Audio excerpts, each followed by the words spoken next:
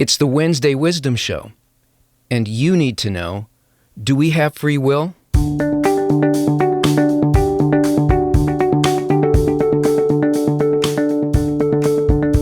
Everybody agrees that the upper force, the Creator, God, is hidden.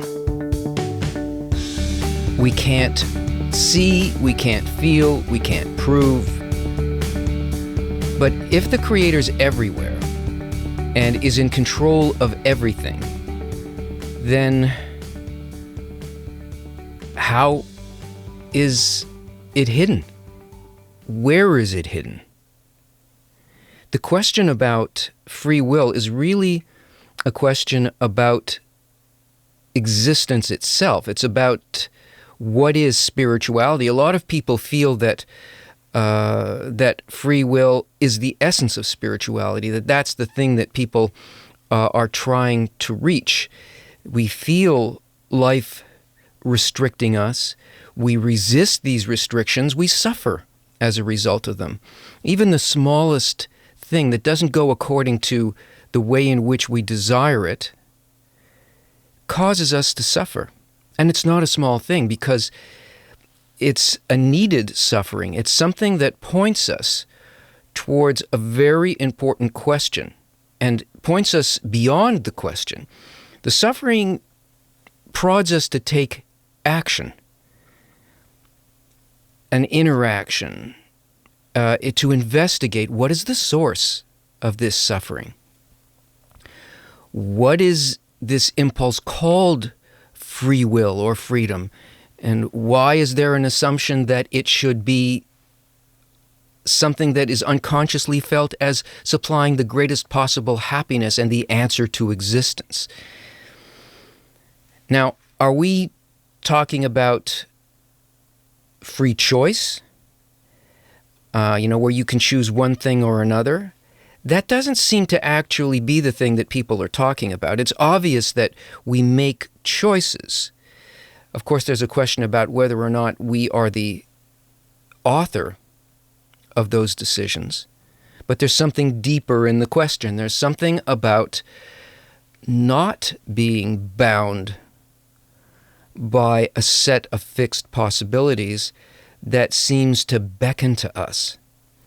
This is the thing we want to know. I mean, we will settle for the conditions that we have right now of limitation, as long as we know, can feel, or somebody could assure us that, yes, there is such a thing as free will, and eventually we will be able to touch this. It's like being let out from homework and being able to go out and play with your friends and feel the fullness and adventure of life.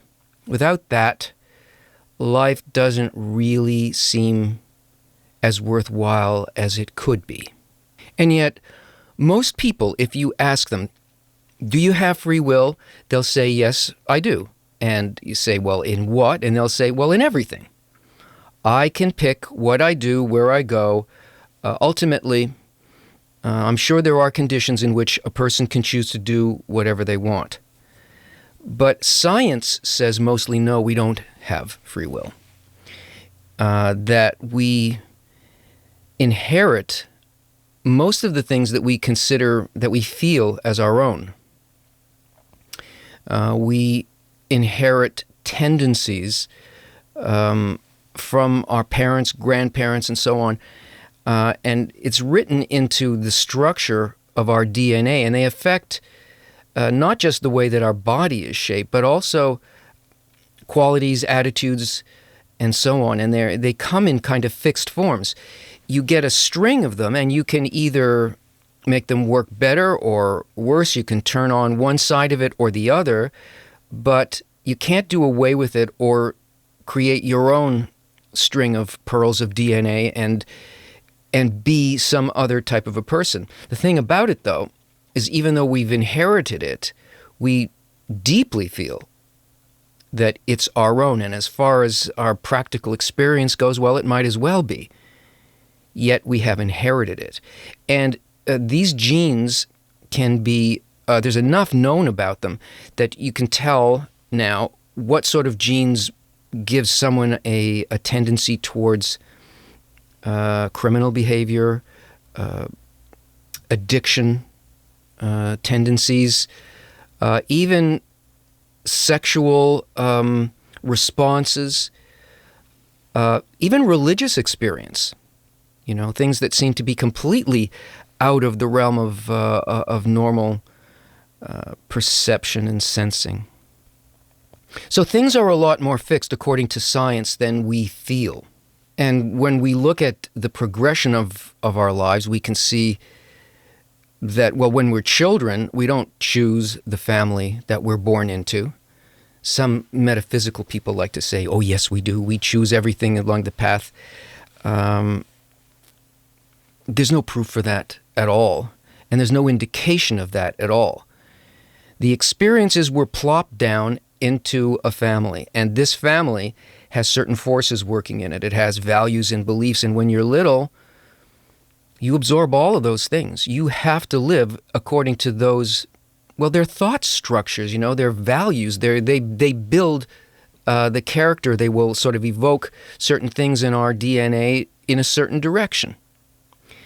And most of the choices that we make and the things that we choose to do when we're young, they come from a set of possibilities that are given to us by our family. Then we go to school and we have a little bit more independence, but still the values of the school, the force of the society, of the kids in your class, the things they like, the games they play, you'll either be part of it or you won't be part of it. You'll take pieces of it and you'll do something with it. But again, you're being shaped, we're all being shaped by the environment that we're in. And we're choosing from items on a menu. Then you go to university or you go into the work market and you find yourself fitting in or trying to fit in the best you can into the values that are there. The ideas of your country, your government, the kind of economy that you live in, the circle of friends that you have, what society tells you is of value or not. And even if we find ourselves rebelling, we're not creating a direction out of thin air, an alternate direction. We're always working with those materials that are either in us or in front of us, and we're making choices. But choices themselves is not really free will. Free will is something much deeper. It's something that goes to the essence of being. I'm sure you've heard artists or scientists, when they're asked, how did they come up with this theory, or how did you create this symphony, or think of this story and all of the depth and detail in it? How did you make this painting? They say, it didn't come from me. I don't really know. It was kind of there, and then I made it. You know, that the greatest ideas and the greatest discoveries came in forms that we call like dreams or happenstance, that kind of thing. That the person was maybe an agent in some sense of that thing, but not the author of the thing, the channel for that. So it's clear, even to the people who are the closest to the creative process, that there's something going on there that is beyond the individual, even though at the end of the process they still say, and that happened to me, but that's my work, and I'm proud to accept the Nobel Peace Prize or the Academy Award. The whole thing that they speak about in terms of there's something larger that is speaking through all of this, that closes off, and they take something for themselves at the end of the process. But if we want to experience free will, then we have to maintain this perception and the sensation. First, we have to have it, and then we have to maintain the sensation that we are unable to create anything out of nothing.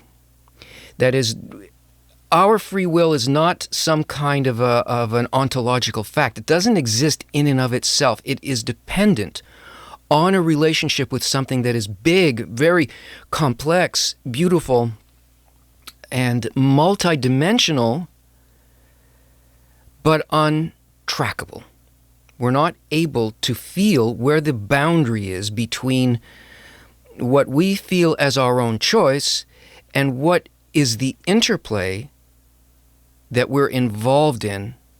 Where are the choices actually being made in response to that spiritual level of life?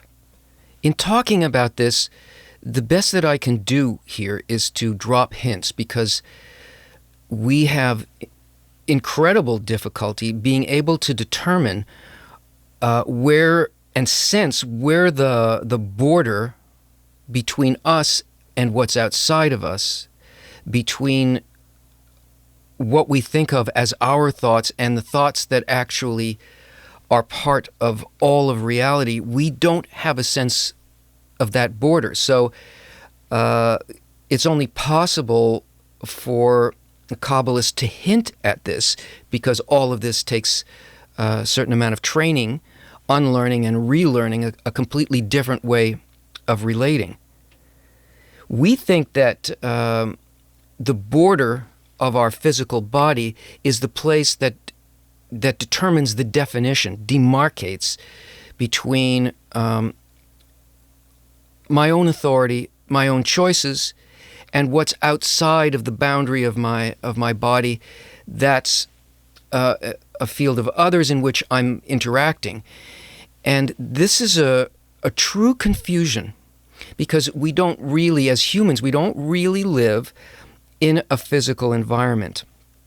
Humans aren't the same level as animals. We have an animal aspect to us in that we have a body, but we have this other part of us which is called the speaking level of life, a level higher than the beast level, the animal level. And this level is intended to be in contact with this upper force, with these thoughts, ideas, with pure free will, and to be the expression of it, but we can't feel where that is. Now, you can begin to maybe sense from what I'm saying that this has everything to do with why the Creator's hidden from us and how the Creator hides from us. It has to do with how we identify with or not the difference between what appears to be inside of us and what appears to be outside of us. The Kabbalists give us a big hint when they talk about in the Bible. There is the sodomite rule, and it says the sodomite rule goes like this: what's yours is yours, and what's mine is mine. That was the law of Sodom, the Sodom and Gomorrah. That is the law that is of our egoism, of the boundary and the preconception, our created nature, the one that we received through DNA, through all of the processes of nature. Our starting point for uncovering the hiddenness of the Creator and of free will is that we define this individual separated perception as having the ability to do what it wants in any situation. That this little compact thing moves around, decides something, builds it, and then moves to what it needs and fulfills itself. That's how our nature perceives reality. But free will can never be achieved that way in those terms with those boundaries. Free will means to break those boundaries between the perception of self and the perception of others. Not to destroy them, but break down that perception and to live in a very different way. It means to agree. The law to opening that door to spirituality and perception of the Creator's quality, and to see that it actually is running everything, goes like this. What's yours is yours, and what's mine is yours. What's yours is yours, and what's mine is yours. It all comes down to a small but very hard won shift in perception from our created nature to a new nature. And the shift is to stop feeling ourselves as a prisoner in the face of the fact that everything is run by a single thought that is not ours, from a prisoner to a treasured guest.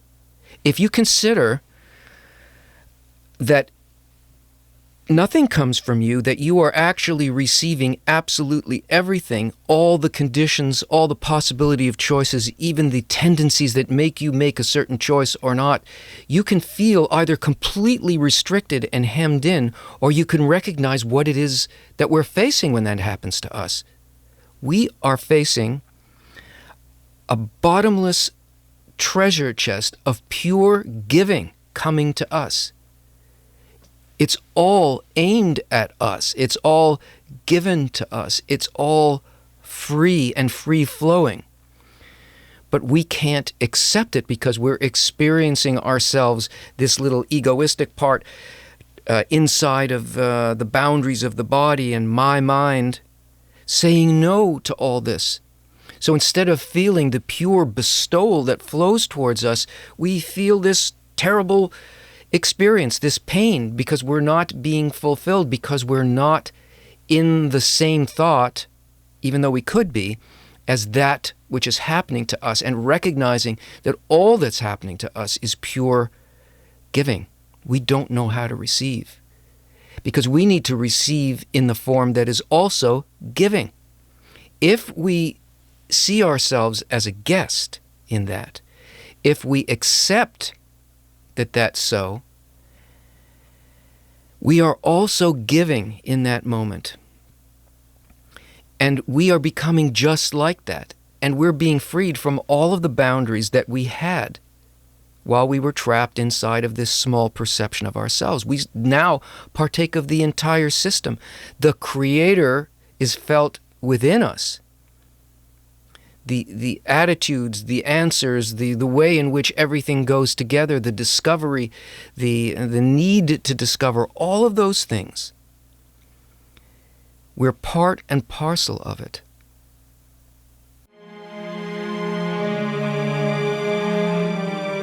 How can that be freedom, fulfillment, and meaning if it didn't originate in us? It's still our deepest desire, and it doesn't happen without us. But it doesn't look like free will if that was the only outcome from the beginning. But free will consists of the opposite of what the will to receive tells us it is. It's the choice to accept and take up the true meaning of life. When someone you love embraces you, they pull you in, hold you tightly, they lock you into them. Are you a prisoner then? They've hemmed you in as if you can't escape, but you don't want to. What you feel is release, freedom, fulfillment, and you respond by doing the same thing, and the joy is felt in both your hearts. It started in them, but now it originates in you too. And so there is a practical way that people can learn the method to undo the lack of ability to see where that border is and to sense the objective reality, to not need to hold on to that subjective one.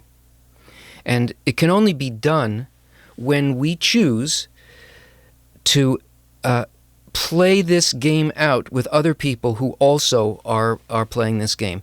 People who want to be able to experience others as themselves, or as what's yours is yours and what's mine is yours. In other words, it all belongs to all of us. You can't do that just by thinking. You can't, because you will forget it in the next moment, just like the artist and the scientist claim their reward as though they did it.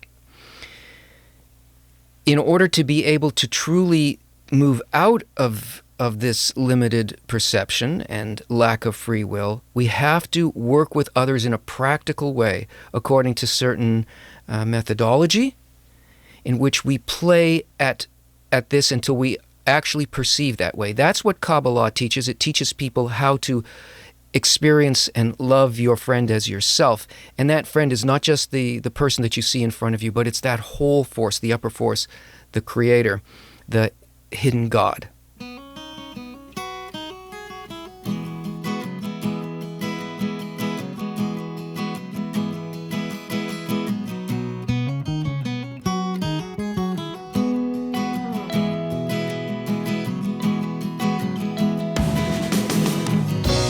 Everything comes from above, except our love.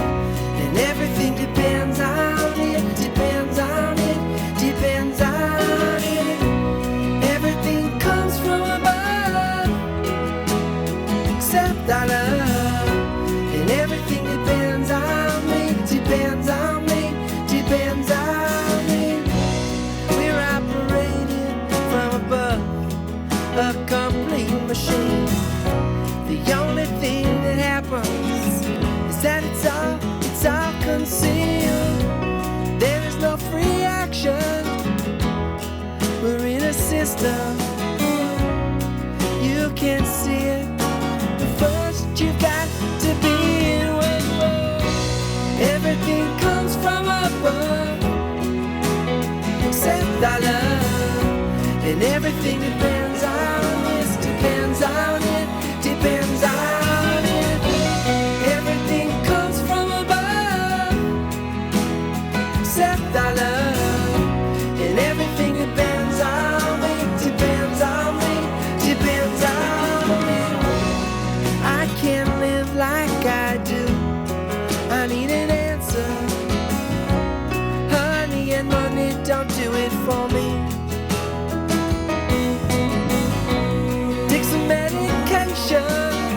Even go on a vacation. Where is the place where I am